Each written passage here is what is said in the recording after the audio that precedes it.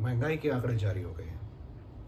महंगाई की जो दर है वो दिसंबर मंथ की वो 5.28 रही है और आरबीआई का जो टारगेट होता है 6% से नीचे, तो उसी के अंदर है। अच्छी बात यह है कि नवंबर के जो आंकड़े थे महंगाई के वो थे 5.44, उससे घट कर आए।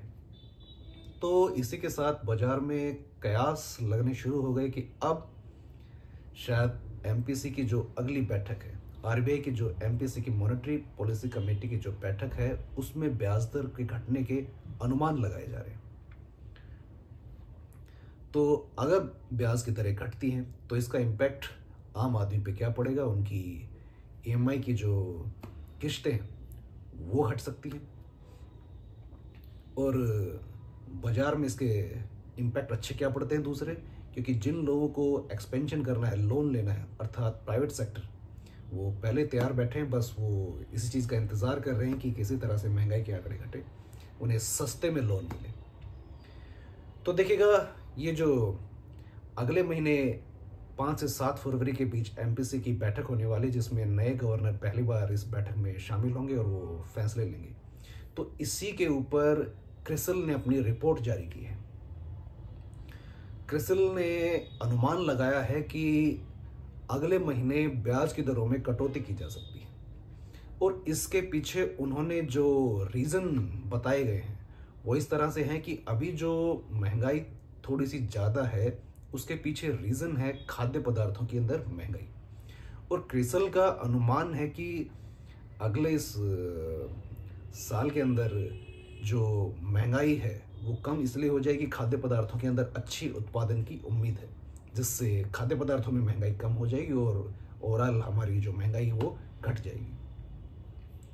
तो पहला रीज़न ये बता रहे हैं।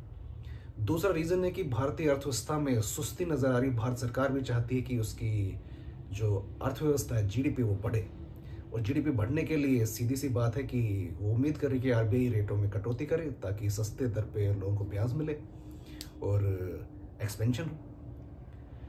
अगर इंटरनेशनल का हिसाब देखा जाए तो क्रिसिल ने बताया है कि इंटरनेशनल में सब जगह ब्याज दरों में कटौती का सिलसिला शुरू हो चुका है और हालांकि अमेरिका में ट्रंप की पॉलिसी का थोड़ा सा क्लियर नहीं है, लेकिन फिर भी वहाँ पे जो उम्मीद है शायद उससे कम ब्याज दर घटे, लेकिन घटने की पूरी गुंजाइश है। और अगर पूरे विश्व में ब्याज दरें घटेंगी तो भारत भी इससे अछूता नहीं रह सकता, क्योंकि भारत को भी अपनी जो ग्रोथ है उसे बनाए रखना है। तो इसी चीज़ के आधार पर क्रिसिल ने का अनुमान है कि आने वाली मॉनेटरी पॉलिसी के अंदर ब्याज दरों की इसमें घट सकती है। तो अगर ये ब्याज दरें घटती हैं तो मार्केट के लिए कि पॉजिटिव संदेश हो, क्योंकि जो प्राइवेट सेक्टर के जो लोग हैं वो तो पहले ही उम्मीद लगाए बैठे हैं कि अगर ब्याज सस्ते में मिले तो वो अपना एक्सपेंशन शुरू करें, और जैसे किसी इकोनॉमी में एक्सपेंशन शुरू होता है तो फिर विदेशी निवेशक भी अपना पैसा लेके आने शुरू करते हैं, क्योंकि उन्हें पता चल जाता है कि अभी कंपनियों के मुनाफों में बढ़त आने वाली, क्योंकि उनका व्यापार बढ़ने वाला है। तो आज के लिए इतना ही। अगर आपको पसंद आई हो वीडियो तो लाइक, शेयर एंड सब्सक्राइब करें। Thank you.